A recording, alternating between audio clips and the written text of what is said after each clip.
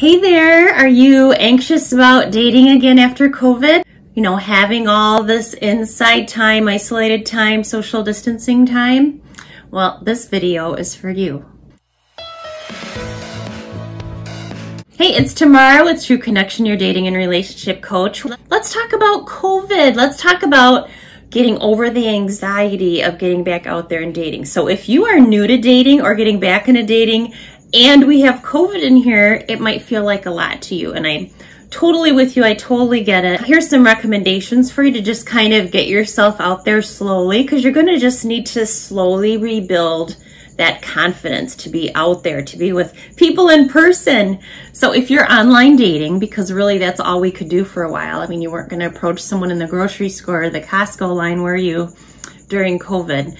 And unless you had blind dates, a lot of people did that. But all those winter months during COVID when people were shivering at restaurants underneath the heaters, that was interesting, but you couldn't get close enough to warm up or close enough really to a fire to really kind of enjoy that experience, even though it was fun, but just not good for a second date kind of fun. Here's where you want to start. You want to do online dating because that's comfortable for you. You're getting back out there, or you want to chat with people from a distance to begin with to get a feeling about them before you put yourself out there. Now, let this build your confidence. You've got to let these things that I'm going to recommend that you practice build you up, so that when you get ready to actually meet someone in person, you aren't so nervous and you are a lot more confident than you are right now. Get on a dating app. I've done some dating app reviews on YouTube and on my website, true-connection.net. You can read my blogs if that's easier than taking notes, watching my videos.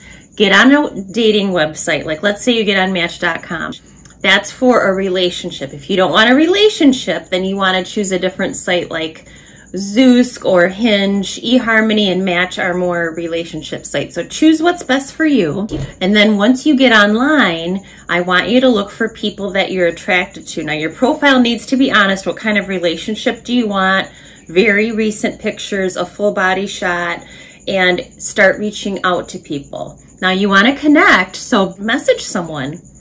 Right? And if you're the female and you don't want to be the pursuer, that is fine. Wait for the men to message you if you're hoping for a traditional guy. But sometimes if you see someone that you really like, I would recommend that you do message them. If they don't message you back, then let it go. You know, maybe they're seeing someone, and unfortunately, sites like Match do leave your profile up even after you exit. And so if you're not getting a response from someone, it could be because they have terminated the subscription, they're not on there anymore, and Match is trying to make you feel like you have a lot more matches when really half these people that are matched to you aren't actually on the site anymore. So don't feel bad, okay? So now you're chatting with someone. What I want you to do is make conversation. Oh, I see that you enjoy hiking, or have you, is that Yellowstone State Park in your picture? Or make conversation about their photos, things they mention in their profile. Ask about their children if you want to, like if they're into any particular sports, hobbies, clubs, things like that. What are your hobbies? Share about you. So what I want to see you doing is messaging back and forth. So if the other person asks you, tell me about your hobbies, what are you into? And you answer, the conversation could die right there because you didn't ask another question. So try not to always say that blah, blah, blah, and how about you? And how about you? Try to make it a little more intimate, like you're trying to actually connect with them. So yeah, I'm really into, surfing. Tell me about, one of your favorite hobbies, or where do you like to surf? Or kind of ask a more in-depth question from there so the conversation builds. If you just answer, which I find so common, it's the third biggest mistake people make in online dating, keep the conversation going. Chat every day. Okay, but then after about a week and a half, I want you moving towards a phone call.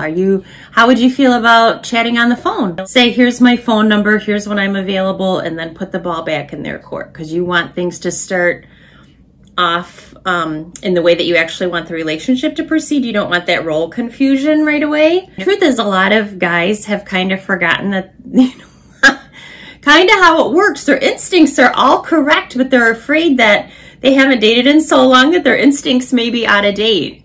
So let them call. Have a great phone conversation. And it doesn't have to just be about potential date arrangements. Talk about your day. Talk about, yeah, I took, my kids out to dinner last night. And then, here's what we baked when we came home. And this is what, my daughter's really fretting about her social studies test. Or my friends and I did this crazy thing this last weekend. Just make idle chit chat. What you're trying to do is get a feel for chemistry. Do you guys banter well? Do you have chemistry? Do you have like similar interests? And if you don't, like, have a good feeling, your gut's going to give you a feeling towards the end of the conversation, right? Don't go out on a date. You do have a good conversation, guys. I want you to ask the woman out right there on the phone. Okay. And then set a date and time right then if possible. If one of you doesn't have your calendar handy, then, just say, let's text tomorrow about a date and a time. Move on then, because there's nothing more frustrating than being online and having people just chat, and you get to like week 3 and you're like, people just disappear then. People are exhausted. Nobody has time to chat with you on an online site. Plus then they assume if you still want to chat after 3 weeks and you don't want to talk on the telephone, that you are married or you aren't actually able to date. You're another person, right? This isn't actually you. So you just want an email buddy or a chat buddy or a pen pal, a phone pal, a chat pal. So people are just going to end it. They're going to disappear on you. So if you are not willing after a week and a half, 2 weeks to talk on the phone, you shouldn't be on an online dating site, because making somebody chase you that hard and spend that much time when you may realize in the first 10 minutes of talking on the phone that you're not even a good match. Nobody's got that kind of time to waste if you're an adult. Yeah, so move on, have the date set up. Now you're nervous about meeting in person.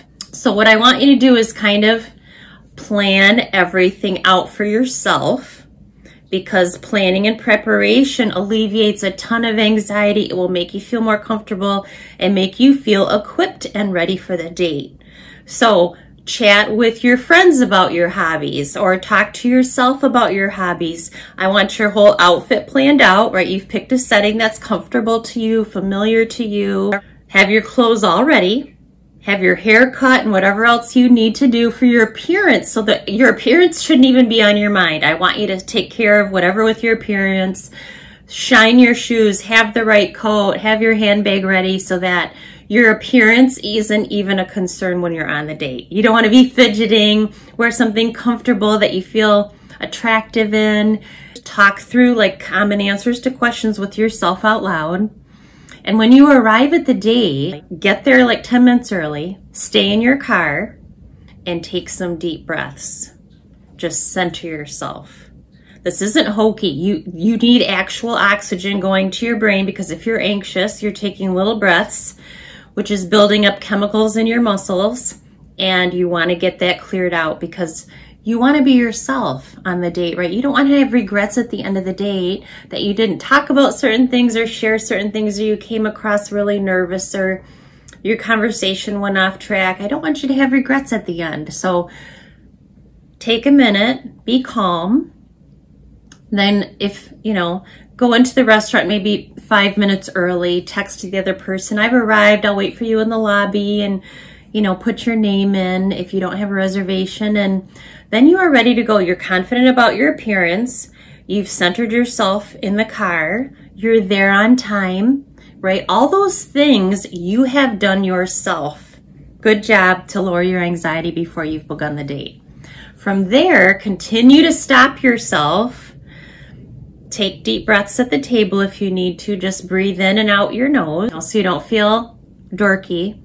But if you find yourself taking shallow breaths during the date and your anxiety getting the better of you, excuse yourself and go from the table and just chill in the bathroom for a minute. There's nothing wrong with this. You are building confidence every step you take. The chatting online, the phone call, the making arrangements, date preparation, going on the date. All of this is building your confidence through repetition, and you will get better and better at this, right? And your phone call broke the ice, right? That's the whole point of it. Not just to spot crazy and do I really want to go out with this person, but to have some of that initial foundation laid so that when you get there, you could say, how did that work out with your daughter? Or tell me more about your game. It's really nice to just kind of pick up on conversation that you've already started. So do those things. And then after that, if you're chatting with other people, go ahead and go out on other dates if you want. There's nothing wrong with chatting with multiple people and dating multiple people. If you're anxious and really want to date just one person at a time until you get the hang of this and going out in person and I'd recommend you always go someplace you feel comfortable, like a setting, you know the noise level, you understand the temperature, kind of indoor seating, outdoor seating, the menu, things like that. Go where you're comfortable. And then as you feel more brave and your courage builds up, your confidence builds up, then if you want to chat with multiple people, but you don't put that pressure on yourself in the beginning if you don't want to. I want you to go with what feels good in your gut and just build that all back up. Another way to build your confidence behind the scenes is chat with more people in general. When you're at the grocery store, talk to the cashier. In passing, at work, with your family, with your friends, be more open, share more about yourself. Make idle conversation and chit chat, and you will build that muscle back up because you've not been chatting with people in the same way for a year and a half, almost 2 years now. So keep trying. It's practicing, guys. It's just like anything else. If you're giving a speech, you practice. If you're going for a job interview, you practice. It's the same thing. Nothing's going to be rehearsed, right, that you say to your date. It's just getting used to fluid conversation, sharing about yourself, making eye contact, sitting across the table from someone. So you're talking to the cashier just like you would be talking to your date, or talking about the weather or the recipe you're making, or, you know, your kid's birthday's coming up. Just chit-chatting takes practice. You got this, guys. Put these steps in place and you will build yourself right back up to where you were pre-COVID. Good luck, guys. You can contact me anytime at true-connection.net.